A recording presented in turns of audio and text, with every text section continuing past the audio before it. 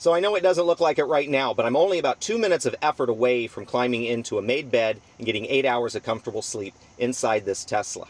I have been doing this now for over 6 years. I've perfected the process. I'm going to show you how I do it. I do a lot of traveling that requires me to spend nights on the road, and one of the great things about owning a Tesla is camp mode.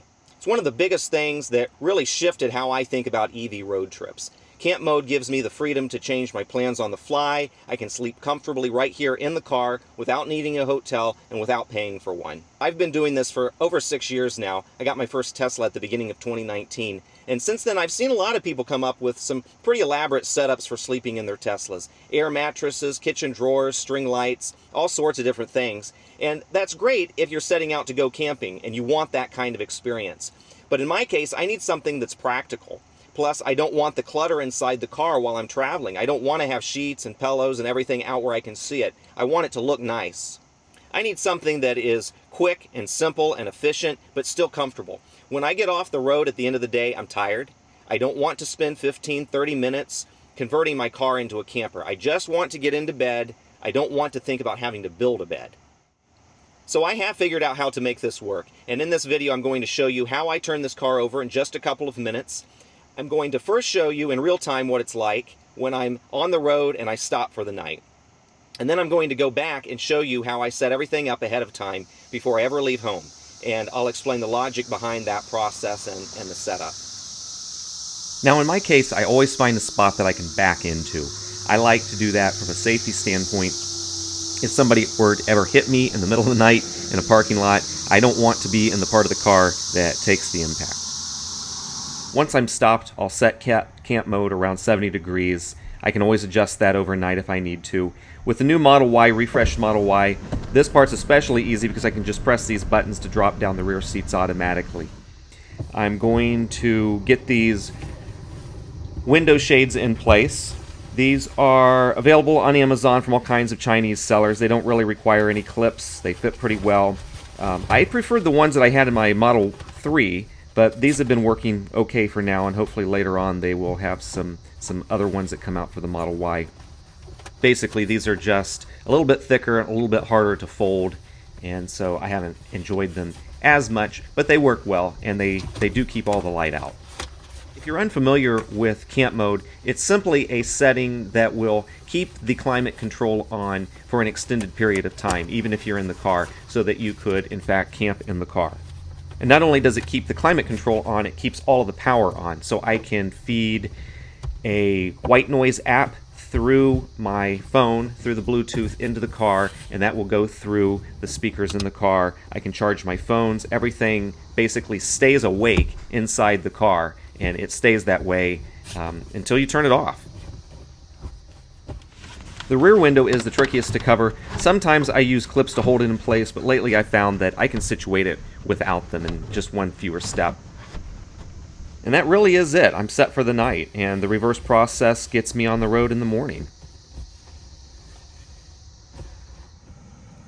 These are the side window pieces, and it's the same material for the front and rear windows.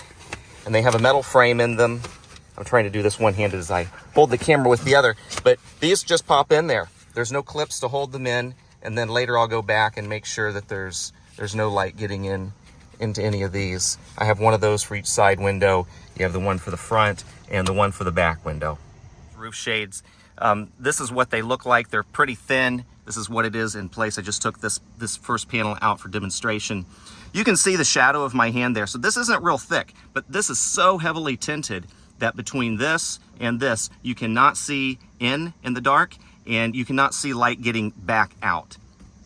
And I'll install those before I ever leave home.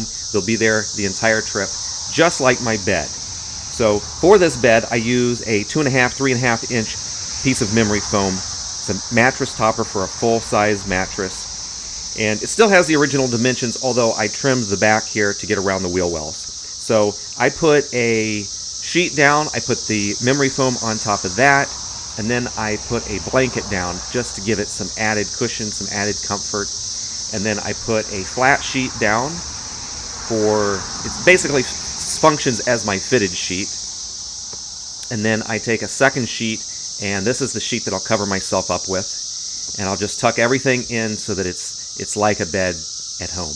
And then I have the final top layer, the top blanket that I use for warmth. I'll get that all tucked in, and this will not be undone my entire trip. It will stay like this the entire trip.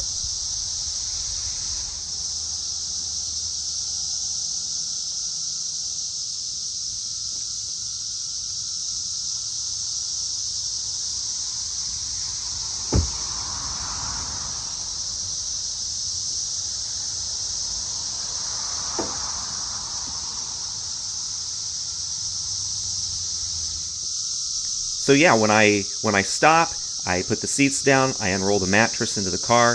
When it's time to go in the morning, I'll roll the mattress back just that little bit, just to clear the rear seats. I'll put the rear seats back up, and I'm ready to go. In this case, I had the parcel shelf stored down here in the bottom. I really just took that out for demonstrative purposes. You can sleep back here just fine with this in place. There's plenty of room.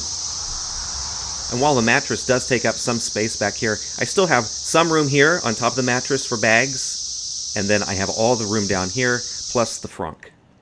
I just want to reiterate that during the day, this car is clean. There's no junk, there's no clutter, there's no bed sheets or pillows laying back here, and yet it is still ready to convert into a bed very quickly. I simply unroll that, put the pillows on top, and I'm ready to sleep. And I still have storage space back there on top of the mattress. And I have lots of space. My primary storage is really under the trunk, down there below the floor of the trunk. And I have the frunk also, which gives me a tremendous amount of storage space for bags or whatever else that I'm carrying. But in the morning, I can tuck all that back there, and nobody from the outside would ever know. I could even have people ride in the car here. Nobody's ever going to know that I'm ready to convert this thing over into a bed. So up here under the hood, you have the frunk, which is a nice big storage space. And I have found that, I believe that the heat pump for the HVAC system is underneath the floor of this. If you put some bottles of water here, you can warm them, and it turns it pretty much to bath water after it sits here for a while. So if you're camping and you need some bath water temperature water, that's a way to do it. It does put me in mind, though, they've kind of insinuated that this would be a good space to have a cooler. They put the plug here. One of the advertised ways to utilize this plug here was to drain the melted ice from this if you were using it as a cooler. Like I say, this gets pretty warm, so it doesn't seem like that would be a very good wall to a cooler, in my opinion. You could have an insulated barrier, the cooler inserts, but of course that's going to take up a lot of the extra space inside the frunk. So I don't use it for that, but just know that the floor of this gets warm, and you can warm up water pretty efficiently through that system. Placing the car in camp mode is very simple. You just hit the thermostat, hit camp, and camp mode is on at this point, and it will stay that way. Now the screen will stay lit up like this for about 10 minutes, and then a screensaver basically comes on. And this will stay on another 5 minutes. So there's a total of about 15 minutes that the screen will still be on when you first go into camp mode. But it will go dark after that. Now once I have sleep mode on the car set, I don't want to touch the main screen in the car anymore, because if I do, it will wake back up and I'll have to wait for it to go dark again. So everything I do is going to be through the app on my phone. This is the Tesla app. I can play music, or in this case I have a white noise app set up on the phone. This is going through the Bluetooth in the car. So I can turn that on. I can adjust the volume if I want to sleep with that or play music.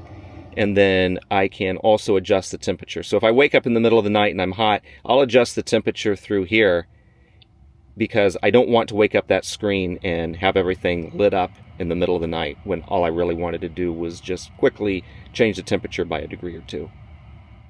One thing that you cannot control through the app on the phone is the vents here in the back of the car. This is the small screen in the back seat, and there are two vents here. You can adjust, if it's not the way that you want it already, that first of all, that the air is coming out back here, and then also that it is on whatever setting you like. I like it on the highest setting. There's only two. I like it on the highest setting. I like that cool air blowing on me when it's hot. And if it is hot air, you can move it down so that it's not blowing like up on you if that's uncomfortable. But this needs to be set before the screens go into sleep mode. Otherwise, if you want to adjust it, you'll have to wake it back up. Another thing I'll mention, when you're in camp mode, the ambient light in the car stays on. You have the ability to turn it off if you didn't like it on. But the LED light strips, as well as the floor lighting and the door pocket lighting, all of that stays on unless you turn it off. And I just think it adds kind of a nice ambience when you're sleeping in here. Another thing I'll talk about is the state of charge. When I am camping in the car, I've probably already been driving for several hours, so the battery is good and warm, it's preconditioned. I'll always charge before I sleep. I'll get it up to at least 60%, maybe 80%.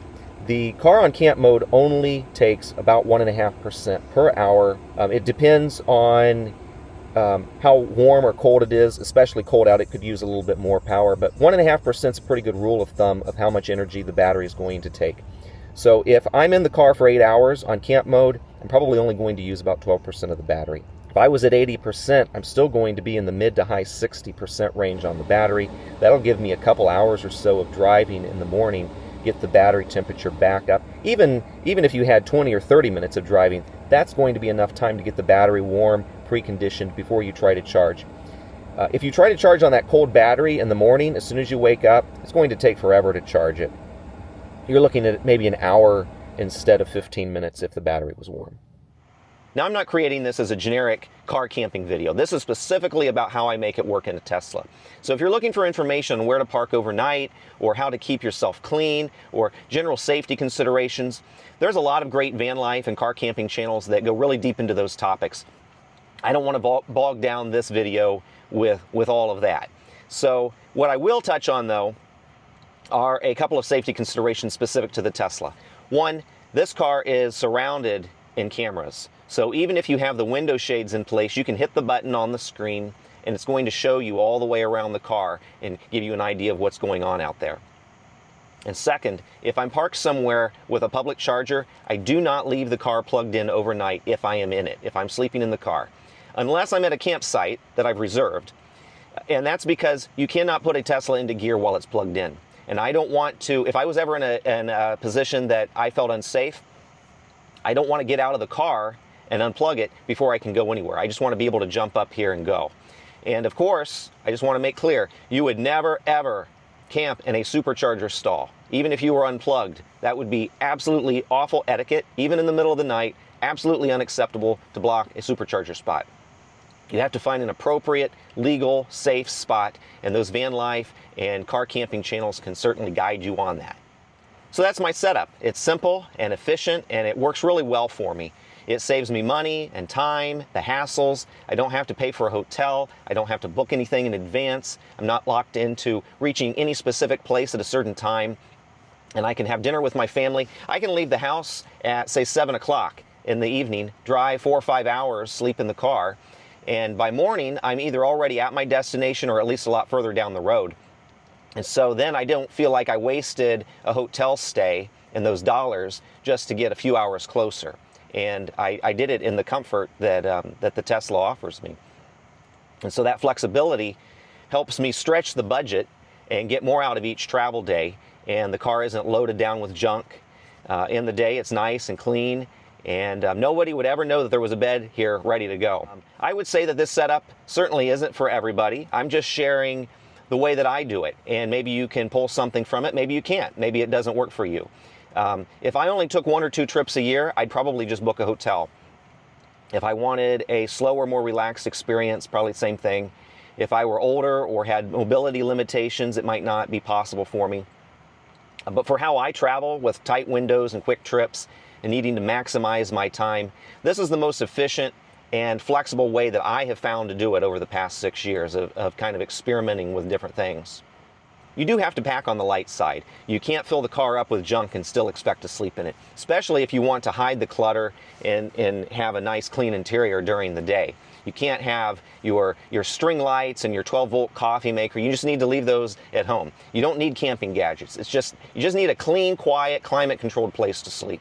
And honestly, it's one of the biggest advantages to traveling in a Tesla. Full self-driving is undoubtedly the #1 feature. Total game changer. Absolutely incredible technology. It amazes me every day. Almost every mile, I have about 6,000 miles on this car right now. Almost every one of them is in self-driving. But for the way that I travel, camp mode is right up there. And those two things alone make it tough for me to consider driving anything else on a trip. I used to do this with my standard range Model 3. I didn't have FSD. I didn't have the large interior. I had a smaller battery. And it still worked. It worked great. But the new long range Model Y, for me, it's even better. So that's what I wanted to share, and I will see you down the road.